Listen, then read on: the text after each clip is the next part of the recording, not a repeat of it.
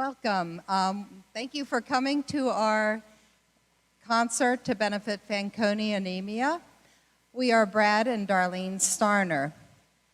3 years ago, our daughter Anne was diagnosed with Fanconi anemia. In October of 2016, she underwent a bone marrow transplant. Her brother Adam was her bone marrow donor. So today, we are hoping that you will learn a little more about the disease and the continued needs for research. And along the way, we will be hearing some absolutely amazing music. So thank you for coming. As you can imagine, a concert like this, with this level of performance, is almost unheard of in this area. And it's all thankful to our friends, Ben and Katie Ball, Brad and Angel Dobson, Brian Edgett, and also my dear friend Michael Hellman.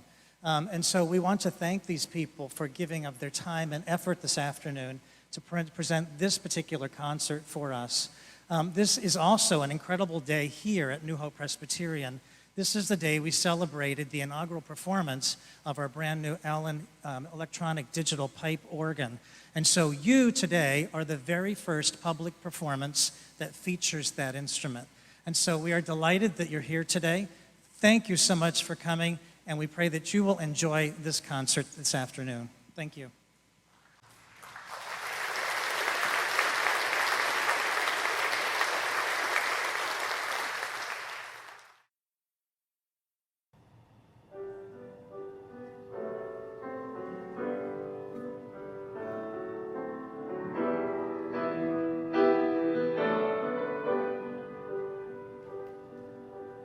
Brothers, let us come together, all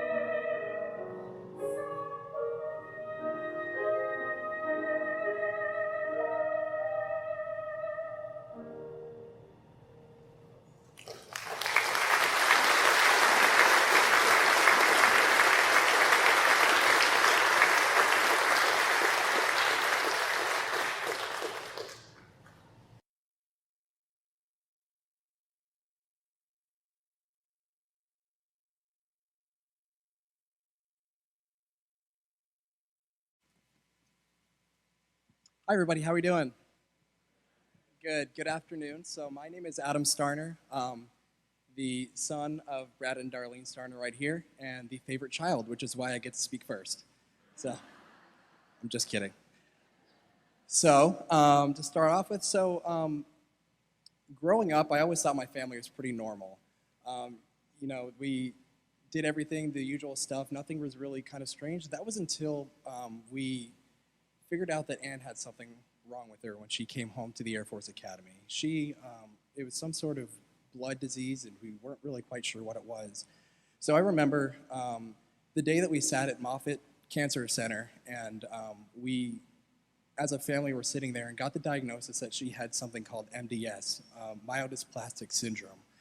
Now, the thing about the disease was, even with a bone marrow transplant, which was required for the disease, she only had about a 50% chance of making it, which is really hard. I can't even imagine what my parents would have been feeling, but as her brother, it just really hit me hard, thinking about your little sister, someone that, you always expect to be there, and the chance that she might not be. So luckily, myelodysplastic syndrome is generally for people older than her, and so with that diagnosis, they still continue to look a little bit more and did some genetic testing. Through that, they actually found that it was called something like Fanconi anemia. Now, when I first heard that, kind of lightening the mood, my first thought was, did she get that traveling through Transylvania somewhere and ended up in a laboratory or something? So she immediately was referred right after that to Dr. McMillan and the University of Minnesota Masonics Children's Hospital for treatment. So the hospital and Dr. McMillan are both some of the most world-renowned people in this study of Fanconi anemia. And interesting note as well, if they were to have treated her for MDS, the treatment would have actually been kind of the opposite of what they needed for Fanconi, and she would not have made it as well. So in that, God is good.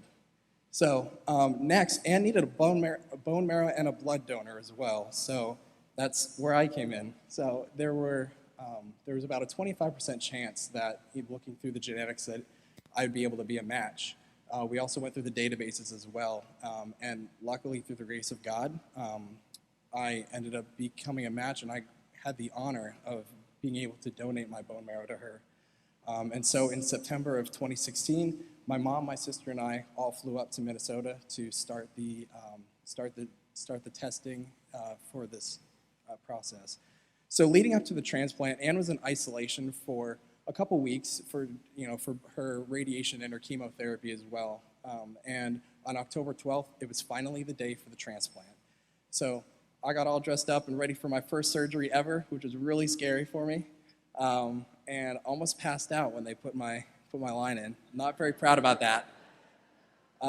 So Dr. McMillan was going to do my surgery. So it's pretty good knowing that you have the best doctor in the whole world working on you as well. And she ended up taking 1.2 liters of bone marrow out of my hips. And later that day, after filtration and processing, Anne got my T cells and my stem cells as well. So I returned home to Florida, and things kind of went back to normal for me for a time, but I knew that it was just the start of the journey for them as well. So for the next 3 months, they were up in Minnesota, my mom and sister, and just going through the recovery process and going through all the hard things that dealt with that as well. So my role kind of transitioned from being donor to kind of the stability and try to provide some of the entertainment value that they couldn't necessarily see while they were in the middle of everything. So in that, though, I realized that there's not a whole lot that I could control, and there's not a lot my family can control. And in the end, it was the start of me kind of realizing that I can't do it by myself, and that was where God came in handy, and He controls everything.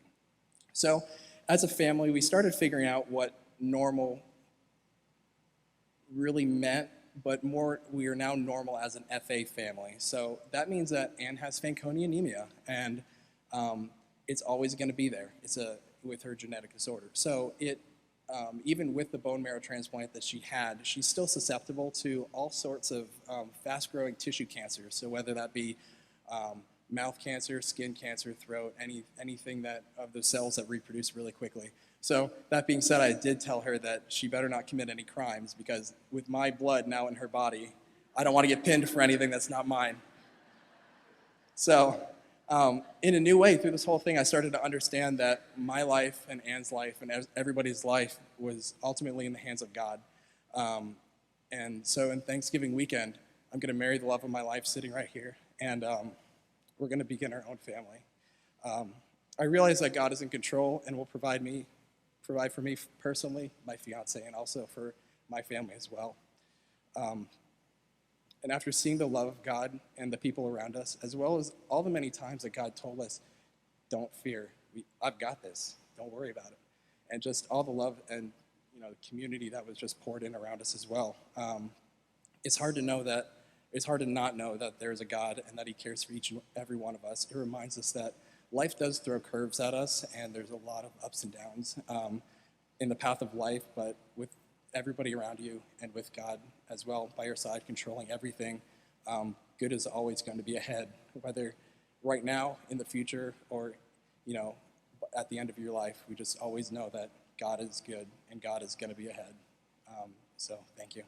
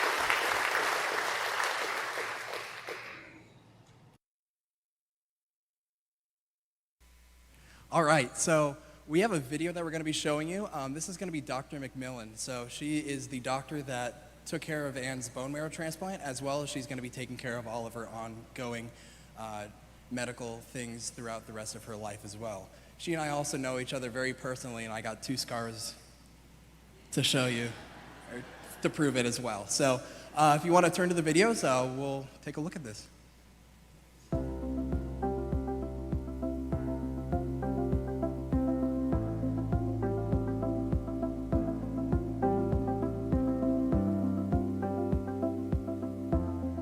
Because children with Fanconi anemia don't repair their DNA well, they're much more likely to have major side effects of the transplant.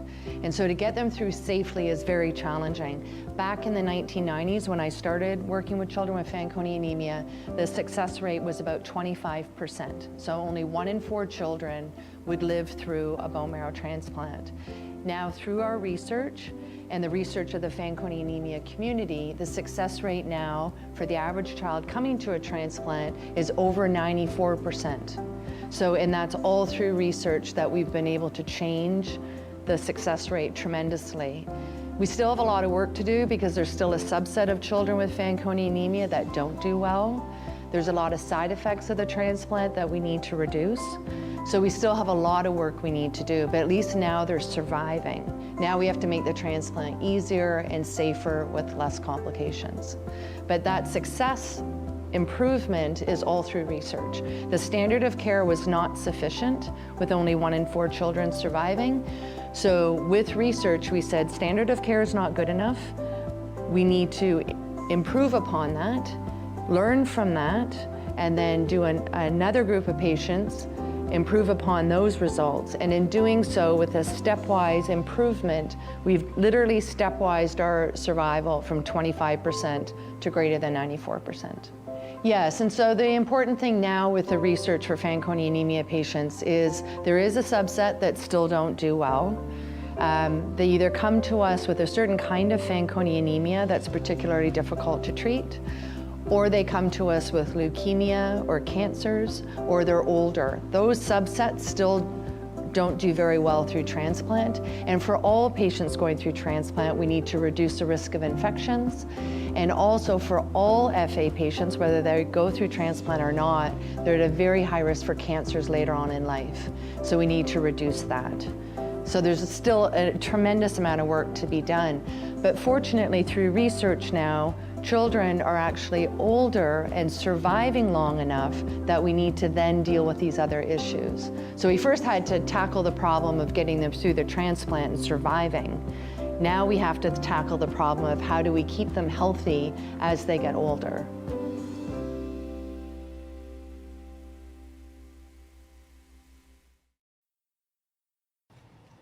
Well, we're stopped.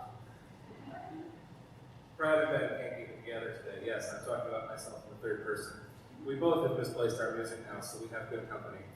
After this, you're going to hear a little, I'm going to be holding this little whistle, and so you know a little bit about it. Be Not My Vision piece, which is next. It's an Irish whistle. I decided I needed to learn something new over the summer, and so I took this up as a hobby, and then I got really hooked on it. So after I Can Only Imagine, you're going to hear a little Irish whistle part. Now you know what it is.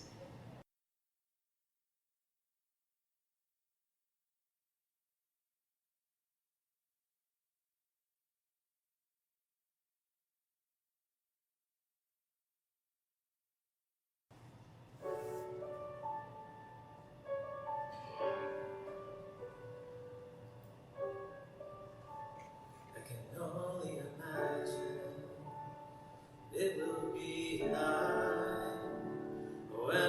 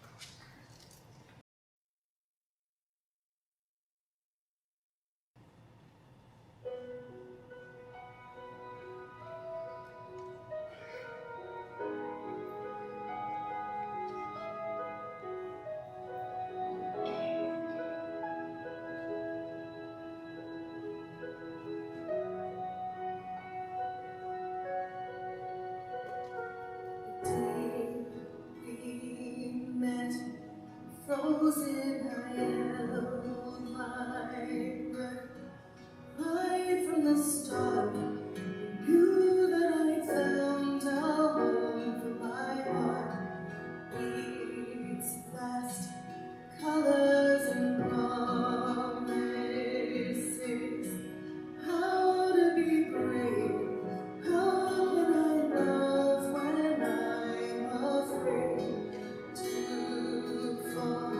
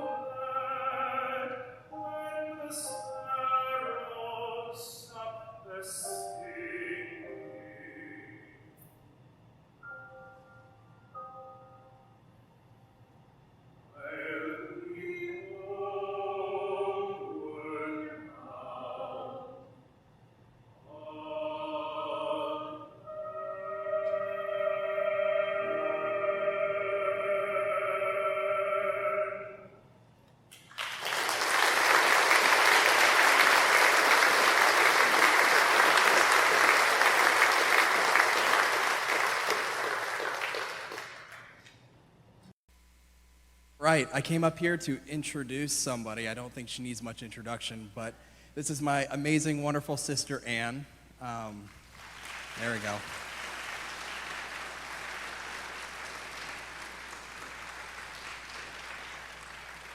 So she's been an inspiration in my life, just seeing how positive of spirit she can keep as well as perseverance. Something she learned at the academy, just a short story, is she ended up learning that the idea and picked up the phrase from her class that if I can take it, I can make it. And through the entire process, you know, some of these horrible things that happen, I mean, she did just that. She's like, oh, just one thing at a time, just take the next thing at a time. And she made it through just very well, and it was just an inspiration. So there's not much I can't say about you, and she's such an amazing person. So I want to introduce her, and this is going to be her story as well. Thank you, Adam.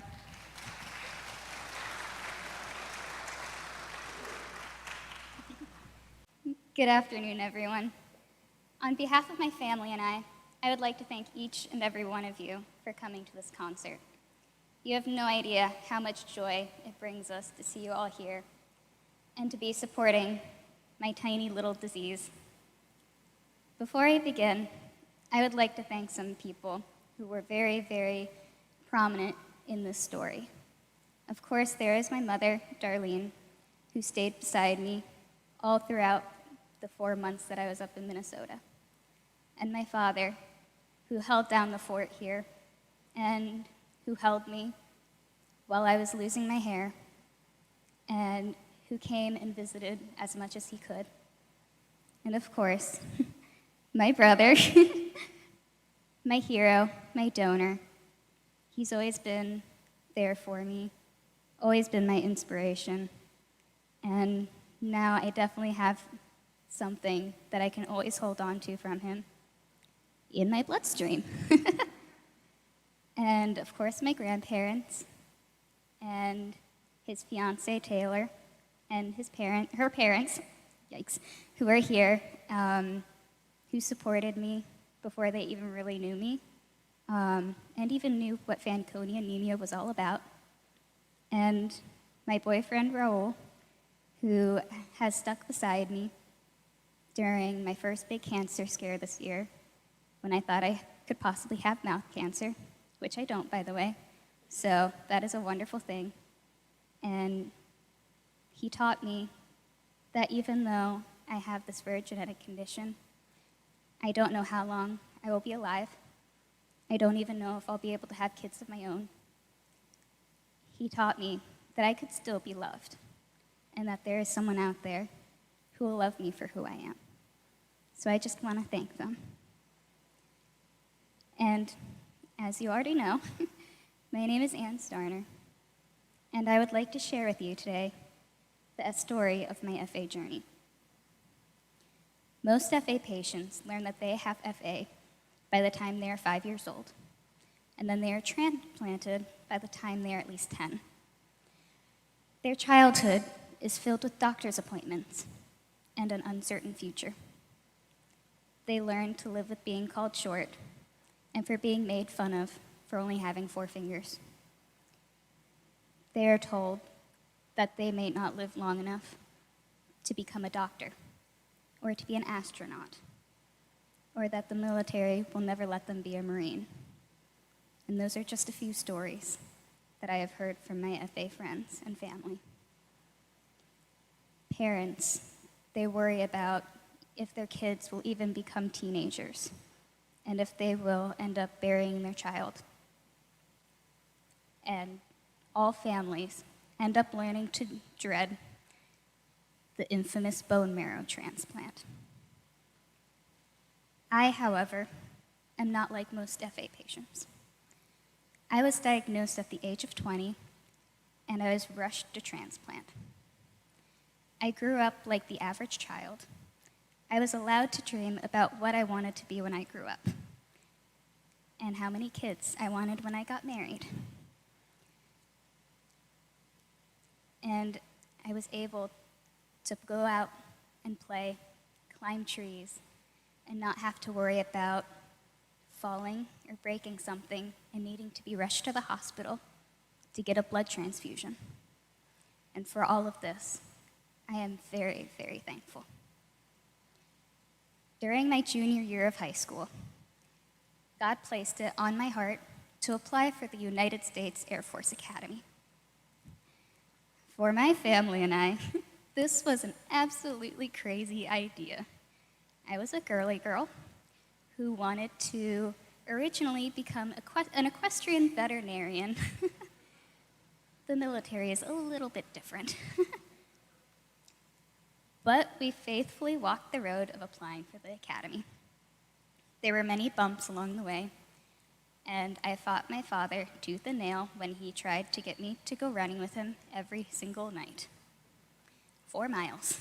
It was not pleasant, but he persevered and made me do it, and I'm very glad. So through this process, I learned so much. I learned how to persevere through things, and I learned how much my family truly loves me and cares about me. Through blood, sweat, and tears, during the summer of 2014, I finished basic cadet training, and I became a real-life cadet. Life at the academy is not easy for anyone, but it is especially hard for me. I was constantly injured and sick, and I would be sick for months on end. I had doctors telling me that it was my fault, that I wasn't getting sick because I wasn't following their directions, when that was what I was doing. And I had doctors who even told me that I was faking things to get a medical discharge from the Air Force. So I started to have these panic attacks, or at least what I thought were panic attacks, which led to depression. And I started seeing the psychologists and the psychiatrists there. And eventually, there was one doctor, Dr. Freeman, who believed in me. And he said, "I think that we should do some blood tests. This might not be psychological at all. It could be physiological." And what do you know? He was right, and he saved my life. So after a lot of blood tests, doing bone marrow biopsies across the country, and ending up at Moffitt Cancer Center in Tampa, I finally got diagnosed with myelodysplastic syndrome, along with monosomy 7, which means that I only had one 7 chromosome in my bone marrow, and that is a big red flag for leukemia. So I would have had leukemia within 3 to 6 months. So they were getting ready to transplant me. They were looking for donors. But of course, my doctors were like, why in the world does this 20-year-old female have a disease that people get probably at least in their 60s or older, and is predominantly men? So of course, like the good doctors that they are, they decided to do more testing. They did genetic testing and a chromosome breakage test, and found out that I had Fanconi anemia. It was laying out on the beach at Fort Myers Beach under a blanket with my mother and father when I got that phone call that changed my entire life. They told me that I had Fanconi anemia, and I had no idea what it was. And all of a sudden, my nurse case manager at the academy was saying, "Anne, do you know that they want to send you to a children's hospital in Minnesota?" Like, I don't know anything about this. And also at that time, they told me that I had 2 100% matches. There is one unrelated donor, and then, of course, my amazing brother. So afterwards, we were rushed through the transplant process. We went to Minnesota for the first initial appointment with my amazing doctor, Dr. McMillan, that you have seen. And she was all sunshines and rainbows, and she has made such a difference in my life. And then shortly after that, we started all of the pre-testing for my bone marrow transplant.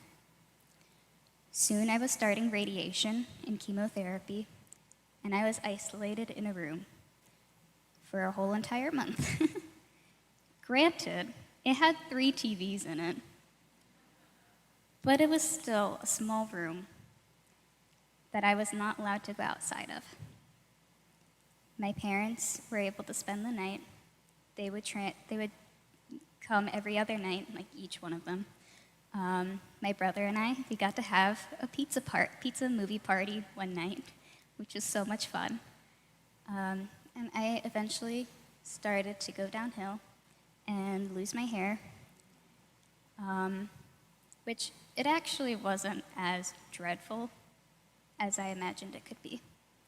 Granted, I honestly don't remember much from those hospitalized days. I was on so many pain meds. Pretty much what I remember is seeing random people. And I told my nurses that the couch in the corner was my brother, and that there was a random dude behind my one of my nurses when there was no guy there. So they had to play around with my pain meds. But yes, it was quite the interesting time for those first 30 days. But eventually, the big day, October 12th, 2016, arrived. They put my brother under anesthesia for his first surgery ever, and they took out his bone marrow. And they filtered it and processed it. And normally, when you get a bone marrow transplant, you get this big bag of red goop that looks like blood, and it takes about an hour to infuse into your body. They came in with probably a little tiny bag, about a sandwich bag, sized full of these whitish clear liquid, and they put it up on my pole, which my brother decided to name the Holy Poly. And they attached it to my central line, and it took only 10 minutes to infuse into my body. And it was kind of like, this is it? All of this for that? And Adam was like, you took how much out, and you're only giving her that? But of course, Adam and I posed for the Kodak moment in front of his cells, as you saw in a picture earlier. That was a really big day for my family, and of course, we got insomnia cookies to celebrate. And so every year now, on my transplant day, we celebrate by having cookies. It's a very sweet reward. So after that, it was just a waiting game. So we waited, and after 30 days, I was back, I was still in Minnesota until my 100 days post-transplant, when I came back home here, and I spent another 6 months of isolation. And during that time, people came and visited me, but it was very lonely, and it was very hard. And then, as I tried to get back into the normal world, it was extremely overwhelming. We would go out for food, and there were so many people, so much noise, so much action, and I could not handle it. I worked with a lot of counselors and lived by the motto of fake it till you make it, until I was finally healthy enough to be granted permission to go back to school at Florida International University to finish my BS in biology. And this was after the Air Force had told me that I could not come back because of this disease, which broke my heart. But I decided that I was going to finish my education. So now I am having to learn how to find a new normal. How do I live a normal life as an FA adult? There are some challenges, which include going to the doctor's office at least once a week, and wearing sunscreen all the time, even if it's a cloudy day, because you still get UV rays, and getting approval from my doctor to partake in certain activities, such as scuba diving, which I was able to learn last summer, which was amazing. And now that there are actually more FA adults in the registry than children, we are learning how prevalent cancers are. So in any system of your body that replicates fast, we easily get cancer in. We are 1,000 times more likely than the average person to get head, neck, and throat cancer. We are 800 times more likely to get skin cancer. So we are constantly being screened for cancer.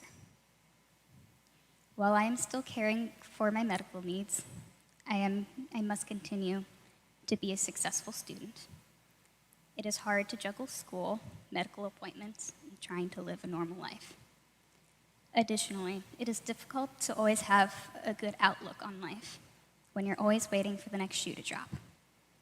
However, my family and I are continuing to fight back with joy.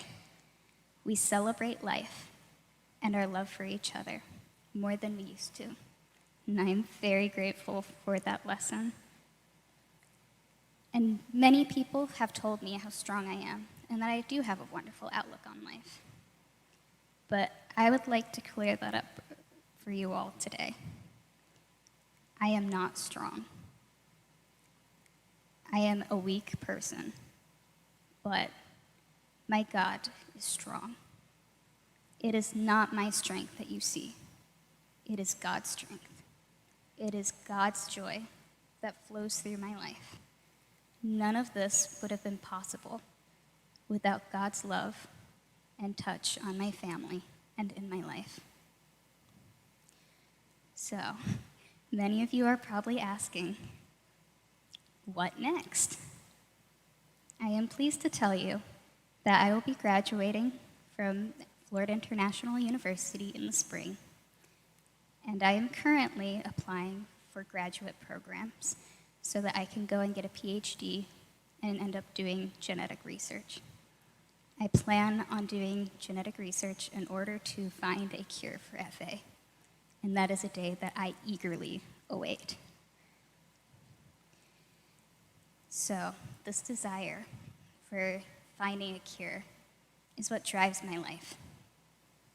I have seen so many suffer, lose hope, and die from this disease, and it breaks my heart. I want to do research so that children believe that they can become the first person on Mars. And I want all of my friends to be able to be cool grandmothers when they are older and to outlive their parents. Overall, I want to give hope to a community that has very little reason of having hope. This is what educating and raising funds for Fanconi anemia is all about. Hope. And if you all would be willing, I was wondering if you would be willing to help me bring some joy and hope to a very special friend of mine today. There is actually one other female that lives with Fanconi anemia in Fort Myers, Florida. And she is currently going through her bone marrow transplant in Minneapolis. So, could you bring me my phone, please? I was wondering if I could split the room in half and we could film a video for her of this half of the room saying, "Fight always," and this side of the room saying her hashtag line, stronger for longer. Are you all willing to help me out and help Jasmine and bring her some joy? Okay, so when I say for the right side, what do you say? Awesome, thank you. And then the left side, stronger for longer. Thank you. Okay, I'm going to get this ready and we are going to do it together.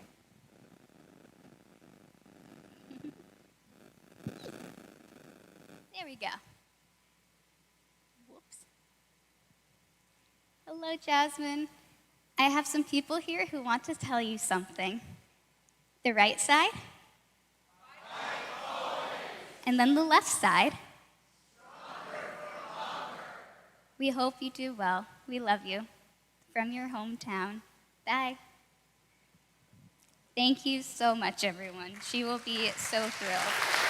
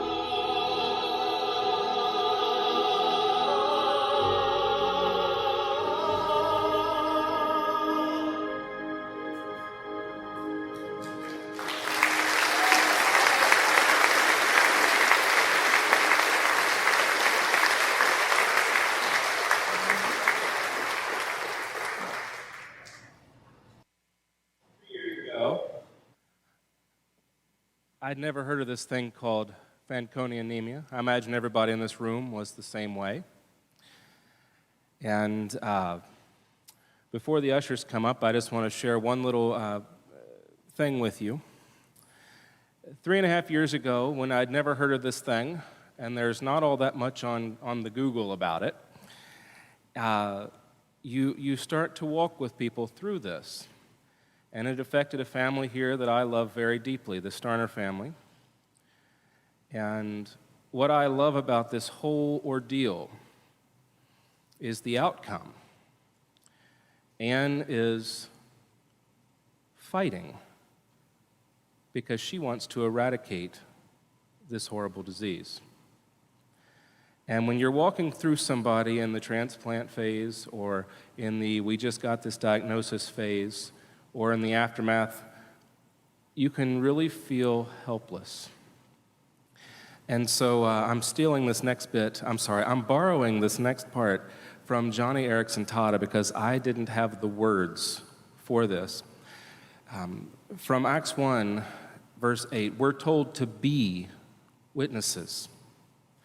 And when people are suffering, to be a witness, to be by their side, to be a friend, be their companion, be their crying shoulder, and be their guide through God's word in this struggle.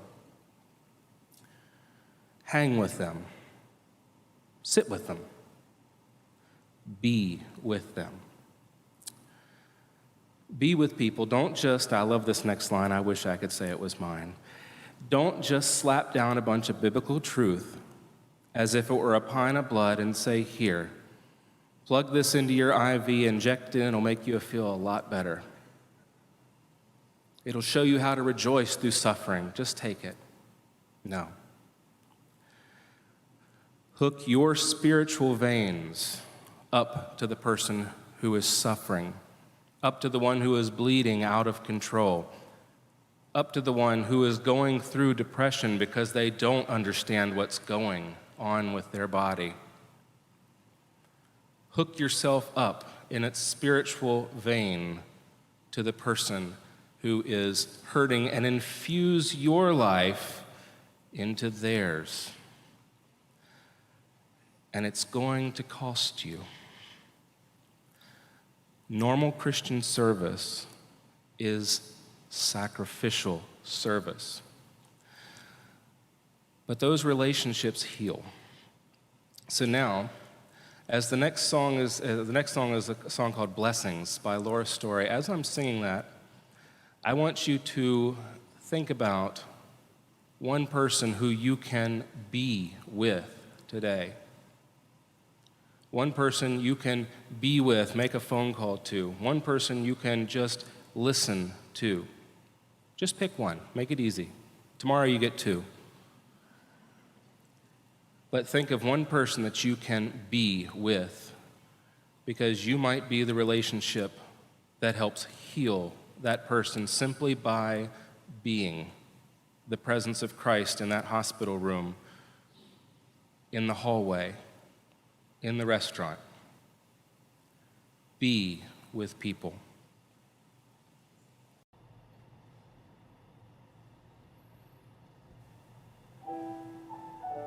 And if the ushers would come forward.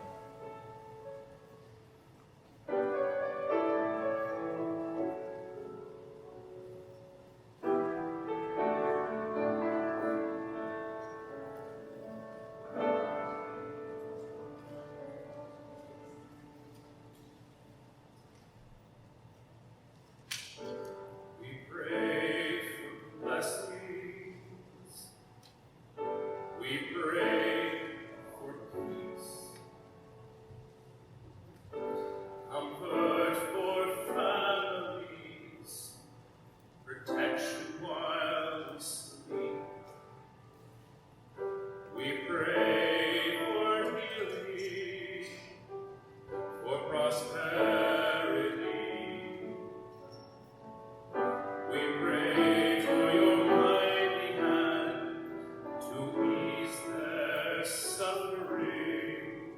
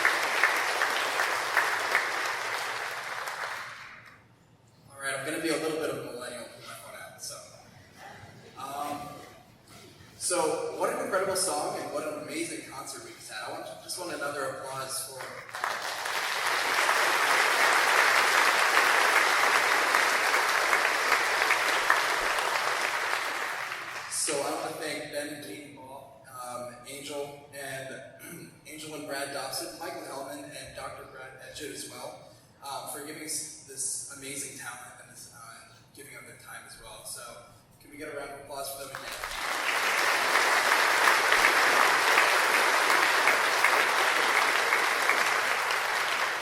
We also in the back, don't want to forget, we have Matthew Phillips, Zoe Gerhardt, and Ron Reel in helping us put in production. So let's get a round of applause for them.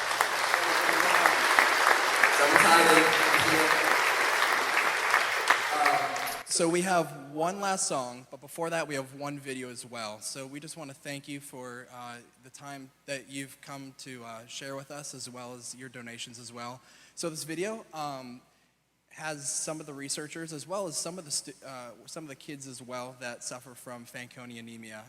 So these are the people out there fighting this and putting in the time in the research as well. So lastly, I want to thank all of you as well for just all of your love and support over the last years and in the time to come as well. So we want to thank you again, and we'll enjoy this last video.